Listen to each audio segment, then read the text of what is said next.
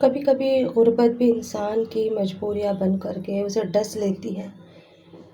زندگی میں کبھی نہیں سوچا تھا جو رشتے اتنے پیارے تھے وہ رشتے ایک دم سے ایسے ہو جائیں گے۔ اپنے رشتے بگڑ جائیں گے اور غیر اپنے ہو کے بھی غیر ہی رہ جائیں گے۔ غربت نے ہمیں مار دیا تھا، غربت نے ہمیں ایسا کر دیا تھا کہ ہم ہمیشہ یہی آس لگائے رہتے تھے کہ کہیں سے کوئی خوشی مل جائے۔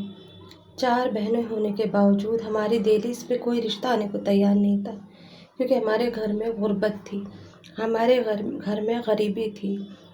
بھائی ایک تھا، وہ بھی چھوٹا تھا، باپ کا سایہ پہلے ہی ہٹ چکا تھا سر سے۔ میں اکیلے گھر کو کیسے سنبھالتی؟ مجھے سلائی آتی تھی اور میں سلائی کرا کرتی تھی۔ گاؤں گراؤں کے اندر جب سلائی کرتے ہیں نا تو بس ٹھیک ٹھاک پیسے اتنے ملتے ہیں کہ گھر کی گزر بسر ہو ہی جاتی ہے۔ اگر یہ چیز شہر میں ہم کرتے تو شاید ہم بہت آگے تک جاتے، لیکن میری ماں اپنا گھر چھوڑنا نہیں چاہتی تھی اور وہ اسی گھر کو، اسی دہلیز کو پکڑے بیٹھی تھی، اور میں رات اور دن اپنی ہڈیوں کو پیستی رہی اور سلائی کرتی رہی۔ ایک دن اچانک میں نے دیکھا کہ میری چھوٹی بہن جو ہے اس کے قدم تھوڑے ادھر ادھر ہو رہے ہیں۔ میں نے امی سے کہا کہ امی مجھے کچھ اس کے حالات صحیح نہیں لگ رہے، تو امی نے کہا غریبی میں یہی ہوتا ہے، جب رشتے نہیں آتے تو لڑکیاں ایسی بہک جاتی ہیں۔ کہاں تک سنبھالوں تم لوگوں کو؟ تم 2 بڑی ہو، 2 چھوٹی ہو۔ چھوٹیوں کو تو ابھی کافی ٹائم ہے، تم لوگ سنبھال لو گی، پر تمہارے رشتے کیسے کروں؟ رشتہ نہ آنا بہت بڑا سبب بنا ہوا تھا ہماری زندگی کا۔ اگر کوئی رشتہ بھولے بھٹکے آ جاتا تو وہ سب سے پہلے ہمارے سر کے اوپر کی چھت دیکھتا اور پھر اس کے بعد ہمیں دیکھتا۔ بس میری جو کلا تھی وہ بھی کہیں ایک سائڈ میں رکھی ہوئی تھی۔ یہ ہنر میرے کسی کام کا نہیں تھا، کیونکہ اس ہنر کے ساتھ مجھے کوئی قبول ہی نہیں رہا تھا۔ میں ہر کوئی یہی کہہ دیتا کہ 4 پہیوں کی گاڑی نہیں تو 2 کی تو دے ہی دے، یہاں تو 2 وقت کی روٹی کھا لے وہی ہمارے لیے بہت تھا۔ اسی طرح سے میری ایک بہن بھدک گئی اور گھر سے بھاگ گئی۔ گھر سے بھاگنے کے بعد میں امی نے ذرا بھی احساس نہیں کرا اور سوچا کہ چلو ایک بوجھ کم ہوا۔ اس کے حالات تو پہلے سے ہی لگ رہے تھے کہ وہ جائے گی ضرور، لیکن یہ نہیں پتہ تھا کہ اتنی جلدی وہ زندگی کا فیصلہ لے لے گی۔ ابھی اس کی عمر کیا تھی؟ صرف 16 سال، اور اس نے اتنا بڑا فیصلہ لے لیا تھا، اور لیا بھی تھا تو کن لوگوں کی خاطر، کن ان کا گھر بھی نہیں دیکھا تھا۔ جس حالات سے گھر سے گزری تھی اسی حالات میں پھر وہ جا ڈوبی تھی۔ اس نے صرف ایک لڑکے کو دیکھا تھا، اس کی خوبصورتی کو دیکھا تھا، اس کے نہ کر سکی کو نہیں دیکھا تھا۔ کم عمر میں لڑکیاں اکثر ایسی تو بہک جایا کرتی ہیں۔ بہک گئی اور اپنی زندگی برباد کر لی۔ میں صبر کے دامن کے ساتھ میں گھر بیٹھی تھی۔ ماں کو بھی یہ لالچ تھا کہ گھر کا چولہا تو یہ چلا ہی رہی ہے، رشتے کی انہیں بھی کوئی پرواہ نہیں تھی، اور میری بھی آس اب ٹوٹتی جا رہی تھی۔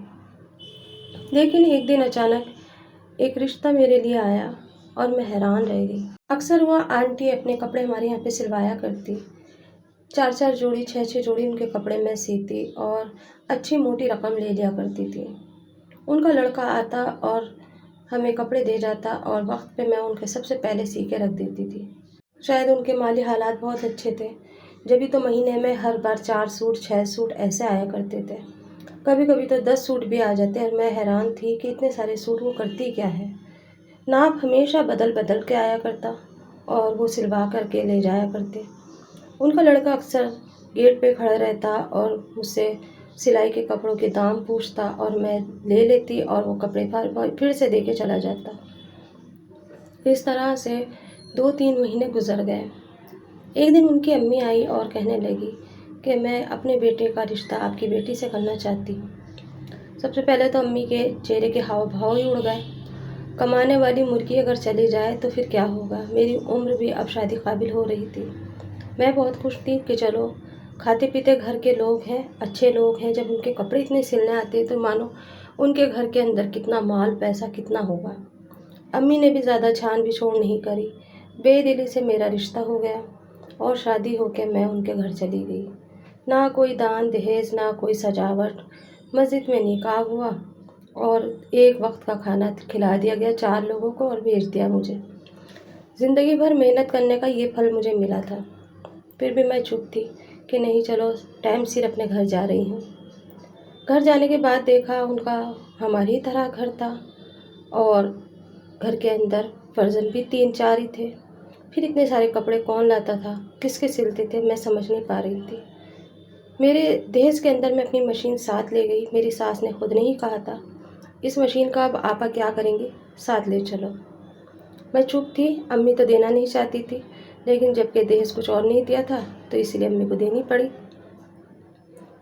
अगले दिन शादी का था।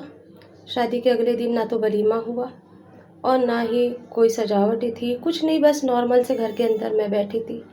मैंने खाना बनाया और खाना खाने के बाद में मेरी सास ने कहा, कल से अपने काम पे शुरू हो जाना, 4 जोड़ी कपड़े रखे वो सी लेना। मैंने कहा, अम्मी अभी तो मेरी शादी हुई है। तो कहने लगी, तो क्या हुआ, काम तो काम ही होता है ना। मैं हैरान थी कि हाँ, मेरे काम से शादी मुझसे हुई है या मुझसे शादी करी गई है। मैं चुप थी, समझ नहीं पा रही थी, क्योंकि अम्मी ने छान बिछोड़ी नहीं करी थी, ना ही अम्मी ने पूछा था, ना ही अम्मी ने घर बार आके देखा था सही तरीके से। सरसरी तौर पे देख गई थी और कहने लगी, घर बार हमारी जैसे है, इसीलिए कुछ नहीं मांग रहे। अगर अच्छे घराने के होते तो फिर बहुत सारा दहेज मांगते। बस अगले दिन मेरे सामने 4 जोड़ी कपड़े आए और मैंने शाम तक घर का काम करने के बाद 4 जोड़ी कपड़े सिए। फिर शाम में शौहर की खिदमत की। अगले दिन फिर उसके बाद इसी तरह से कपड़े और आने लगे। अब तो एक बोर्ड बाहर लगा दिया गया कि यहाँ पे सिलाई पे कपड़े सिले जाते हैं, फटे पुराने भी सी लेते हैं। इस तरह से बोर्ड लगाया। मुझे बड़ी हैरानगी थी कि मेरे साथ क्या हो रहा है। मैंने अपने शौहर के सरसरी तौर पे कान में कहा कि क्या मैं यहाँ पे भी सिलाई करूँगी, क्या मुझे यहाँ पे भी काम करना होगा। मेरे शौहर ने कहा, नहीं, कुछ दिनों की बात है, ज़रा घर के हालात ऐसी हैं और सिलाई आती है तुमसे तो तुम करो, और तुम्हारा भी टाइम पास होगा, तुम्हारा भी दिल लगा रहेगा। नया नया घर है, इसीलिए अम्मी ने ये लगा दिया और अम्मी को अच्छा लग रहा है कि तुम सिलाई करती हो। सब तुम्हारी बहुत तारीफ़ करते हैं और अम्मी अपनी बहू की तारीफ़ सुन के बहुत खुश होती है। मैंने सोचा शायद ये बात सही है, पर ये तो बात बिल्कुल गलत थी। मेरे शौहर कोई काम नहीं करते थे, उन्हें आलकस था, वो सिर्फ फ़ोन देखते और लेटे रहते। जबकि मेरी सास पूरा दिन मोहल्ले में घूमा करती, सबके घरों के कपड़े लाती और हमारे घर देकर आती। उस पे से उन्हें कमीशन मिलता, किसी पे से 100, किसी पे से 50। मुझे कम रेट देती और आधे रेट खुद ही खा लिया करती थी। इस तरह से वो हमारे यहाँ 8-8 और 10-10 जोड़ी कपड़े आते थे। मुझे पता ही नहीं चला कि मेरे पीठ पीछे क्या चल रहा था। मैं सादे ईमान थी, मुझे नहीं पता था कि ये साइज़ किस किस कहलाते हैं। मैंने सोचा इस घर में बहुत सारे लोग होंगे। धोखे से शादी कर दी गई और धोखे से शादी के बाद मुझे यूज़ करा गया। मेरा हुनर मेरी मजबूरी बन गया और मैं हमेशा के लिए उसमें गिरफ़्तार हो गई। मैंने ये बात अम्मी से जाकर कही तो अम्मी ने कहा कि मैं तो इस शादी के ख़िलाफ़ थी, लेकिन तुम्हारा मुँह देख कर के मैं चुप हो गई। तुम भी ये सोचती होंगी कि मैं भी कब तक तुम्हारी कमाई खाऊंगी। चलो, यहाँ नहीं तो अपने घर पे ही सही, करती रहो और खाती रहो। तुम्हें एक हुनर तो है तुम्हारे पास, हमें देखो, हम भूखे मर रहे हैं। 2 छोटी बहनें थी और एक भाई। मुझे बड़ा ख्याल आता कि मेरी माँ बहन चुपचाप भूखे प्यासे बैठे होंगे और मैं यहाँ सिलाई कर कर के इन्हें पैसे दे रही हूँ। मेरे शौहर काम पे ना जाते, घर पे लेटे रहते। मैं पूरा दिन घर का काम करती और फिर रात को सिलाई भी करती। अर्जेंट का सूट आ जाता तो वो भी सी के देना पड़ता और उस पे से सास की भी बातें सुननी पड़ती कि 4 काम करने के बाद भी तुम्हें इतना बड़ा एहसान दिखाती हो। मैं नहीं समझ पा रही थी कि मैं पहले तो अपने घर वालों को पालती हुई आई थी, अब मुझे इन्हें पालना होगा। ये मेरी मुकद्दर बन गया था, ये मेरी ज़िंदगी का एक हिस्सा बन गया था। ना कुछ कह सकती थी, ना चुप रह सकती थी, खामोश थी और अपनी ज़िंदगी के ये पल देख रही थी कि ये ज़िंदगी कैसे कटेगी आगे। मैंने कई बार अपने शौहर से कहा कि आपको कोई काम नहीं मिलता, आप कोई काम करें। मैं कब तक काम करूंगी, तो हमेशा टाल देते और यही कह देते कि काम मिलता ही नहीं है, बहुत कोशिश करता हूँ। मैंने एक दिन गुस्से में कहा कि अगर आप मर्द हैं तो आप रेहड़ी भी चला सकते हैं, सब्ज़ी भी बेच सकते हैं, मैं औरत होकर कब तक घर को संभालूँ। उस पे से मेरे शौहर ने मुझे बहुत मारा और कहा, 4 पैसे कमाती हो तो इसका मतलब ये नहीं कि हमें दबाओगी।